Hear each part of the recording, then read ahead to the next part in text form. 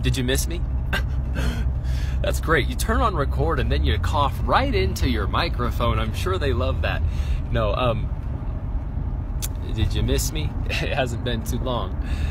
No, hey, I'm going to share a personal story with you, and you'll have to forgive me if I get a little bit emotional with it. I don't know what emotions will come, but I know it's a sad story of something that happened about 6 months ago to me.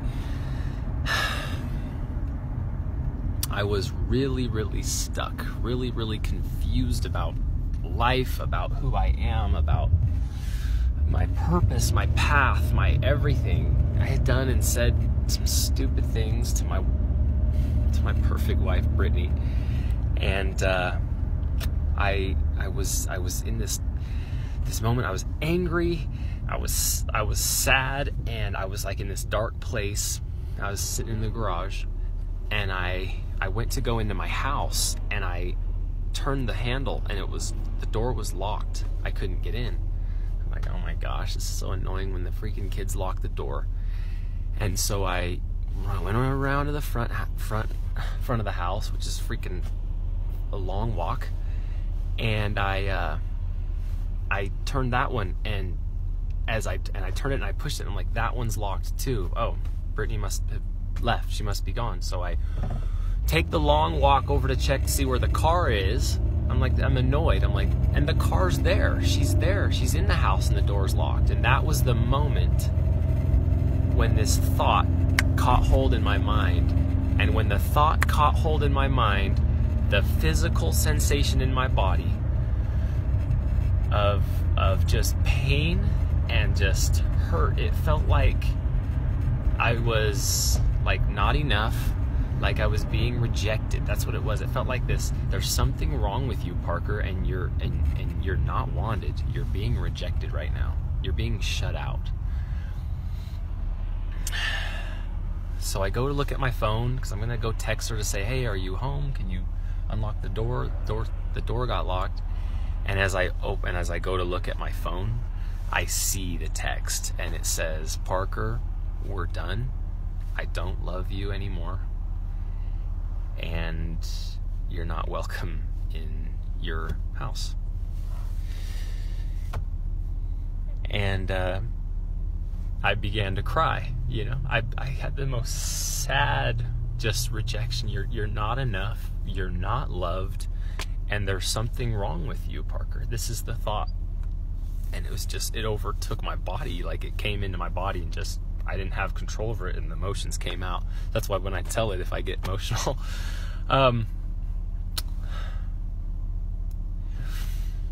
I remembered something that one of my mentors had taught me. I remember why I paid this guy $50,000 to work with me. And what he said was, it's okay. What's the feeling in your body? Be present with yourself. What is it? What's going on in your body? And sorry if I'm a little distracted. I'm actually driving, and I'm not making eye contact with you. I'm about to pull over. Hold on a second. But he said, what's the emotions in your body? And I just said, it's like this heavy. It's like this heavy. It's like heavy and sad, and it's like this tingling in my chest, and like a. And then he said, where is it now? What's going on now? And I said, oh, it's weird. It's changing. It's moving. He's like, where's it moving to? And I said, oh, it's moving up into my head. I'm getting so confused.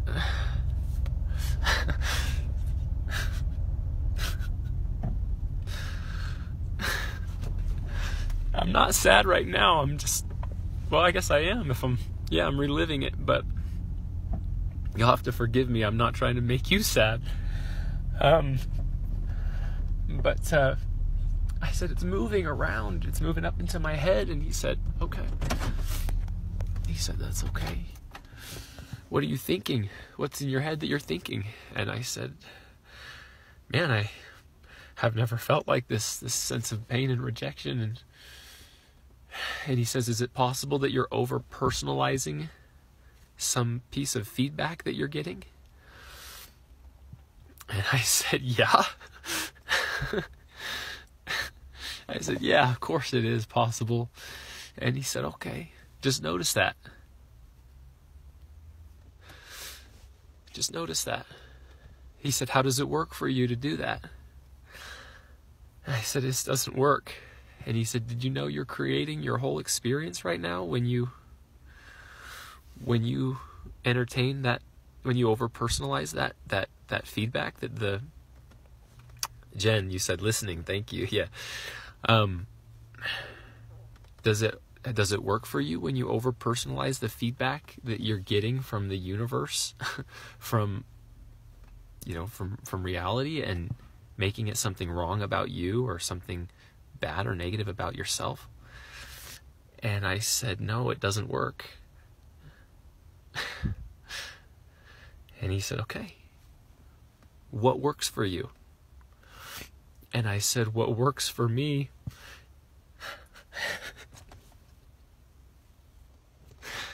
and this is where it gets happy. So I said, where it works for me is to trust her and to just extend only love. Just like it teaches in that book, The Way of Mastery. For those of you who want to read a spiritual text, that's the most powerful spiritual text that I've ever read in terms of impact on my life and impact on my way of being. It's called The Way of Mastery. And I invite you to open it up and just study the first lesson for 5 minutes. But the bottom line is that, sorry about that, people. A call was just coming in. That was my mom. I'm going to call her right back. But in The Way of Mastery, what it teaches is basically that's the purpose of life, is to extend only love. What if you lived your life as though that was the purpose? And so I said, what works is to trust Brittany, my wife. What works is to trust the universe and that I am supported and loved, and then what works is to extend only love.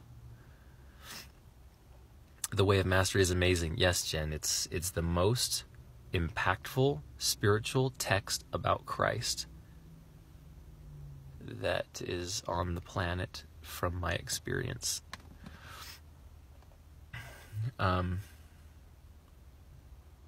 If you're a believer of Christ and you're watching this, then if you're a believer in Christ like I am, then I'm not talking about Jesus, the guy. I'm not talking about a guy who walked on the earth. I'm talking about Christ. The Christ consciousness. It's actually who you are. It's actually who I am. It's not a guy that lived a long time ago for me. That's Jesus. When I'm talking about Christ, I'm talking about Christ consciousness. It's who we are. We're no different. We are the same thing, and what that same thing is in our essence is Christ consciousness. And by the way, I'm suggesting ideas to you, and I don't want you to take it like it's the truth or like it's right or anything like that. There's only what's right for you right now. So I'm not trying to tell you what's right for you or anything. It's kind of like, if I gave you this pizza, the spiritual text is like this pizza, and some of the pizza you just love and you consume it and you love it, and then there's some parts of it that have anchovies on it and you don't really like anchovies. Just pick the anchovies off and set them aside. This is what Steve told me, Steve Hardison. Just pick the anchovies off and put them to the side, and then just consume the part of the pizza that really works for you and that's right for you. That's what he told me when he sent me this text, The Way of Mastery, that helps you to put on that perspective. And it takes work, and it takes time, and it takes study, and it takes dedication. And I studied I studied. I was committed to the work that I was doing with this mentor that I hired for $50,000. I mean, I'm so committed to this work that I sold my house and took 50 grand cash and invested it in myself through this mentor, because it means more to me than money. It means more to me than a home. I can get another house. That's what I said. So I said, I can get another house. I can get another truck. I can get another bike. I don't care. This means more to me than that, you know? And, so anyway, when I choose to extend only love and actually trust in the universe and trust Brittany and trust that I'm supported and that I am loved, there's no more pain. There's no more pain literally in my body. And all that comes is like this sense of self-expression, this sense of freedom, this sense of aliveness, this sense of connection. And that's the value. That's the value inside that gets tapped into, that allows someone to just quickly up their revenue, quickly increase the connection that they have with the relationships in their lives. That's what it is. And so anyway, hopefully this message wasn't too emotional, but to finish that story, what ended up happening was I just gave her space. I just stayed clear on my purpose and who I'm committed to being. And the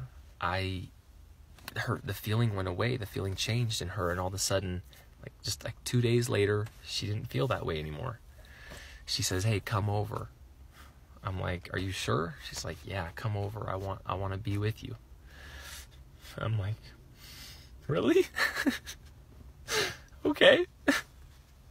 And so I went over to my house, and all the kids were asleep. It was late, and she didn't feel like that anymore. She didn't feel like that anymore. She felt like just love, and she just held me and hugged me, and we just had a great time. We had the most amazing connection, and I thought, man, how could I teach this lesson to somebody? How could I communicate to them the power of this? I trusted her. I trusted myself, and now look what's happening.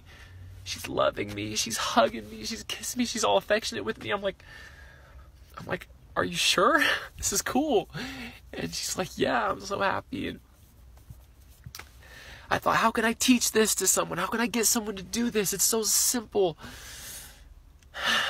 And here it is, here it is, sharing it with you, because it affects all of us as human beings, It's so invasive in our lives. It's so unavoidable in our lives, what I'm talking about here.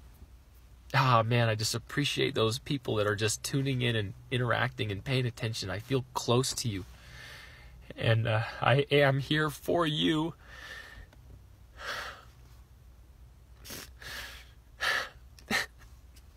And it feels so good. So thank you. All right. Till next time. Thank you. Bye.